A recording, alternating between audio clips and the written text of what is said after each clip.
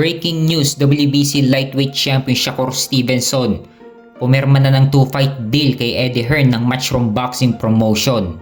So kasado na ang unang laban niya kay Joe Cordina sa undercard nila Artur Beterbiev versus Dmitry Bivol sa October 12. Nakataya dyan ang WBC Lightweight title ni Shakur Stevenson. So easy fight na naman ito para kay Shakur Stevenson. Pero itong si Joe Cordina ay former IBF Super Featherweight Champion.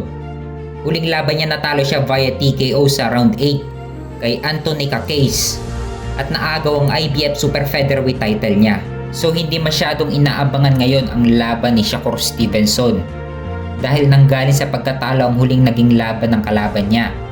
Tapos umakyat naman ng lightweight division at mapapalaban agad sa WBC lightweight title. So alam na ng karamihan na si Shakur Stevenson ang mananalo dito. So sa 2-fight deal ni Shakur Stevenson kay Eddie Hearn, una si Joe Cordina sa October 12. Pangalawa naman, ang makakalaban ni Shakur Stevenson ay ang mandatory sa WBC lightweight title niya ay si William Cepeda.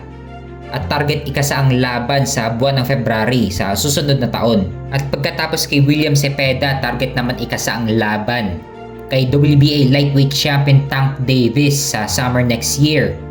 Isang unification ang laban. Ito ang pinakamalaking laban ni Shakur Stevenson sa kanyang boxing career. Yun kung malampasan niya ang 2-fight deal na pinirmahan niya kay Eddie Hearn. Dahil dadaanan muna niya si William Cepeda. Hindi madaling kalaban si William Cepeda, isang pressure fighter at volume puncher. Dito mape-pressure ng husto si Shakur Stevenson. Kung malampasan ni Shakur Stevenson si William Cepeda, tuloy ang unification nila ni Tank Davis sa next summer next year.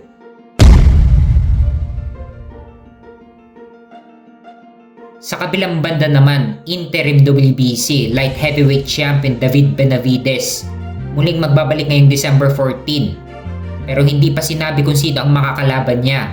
Ayon mismo sa manager ni David Benavides na si Samson Lukowicz. So maganda mag-tune up fight muna si David Benavides. Kumbaga ito na yung magsisilbing tune up fight ni David Benavides bago niya harapin o labanan ang mananalo sa laban ng Artur Beterbiev versus Dmitry Bivol sa October 12. So kung sino ang mananalo kila Beterbiev versus Bivol, makakalaban naman ni David Benavides sa susunod na taon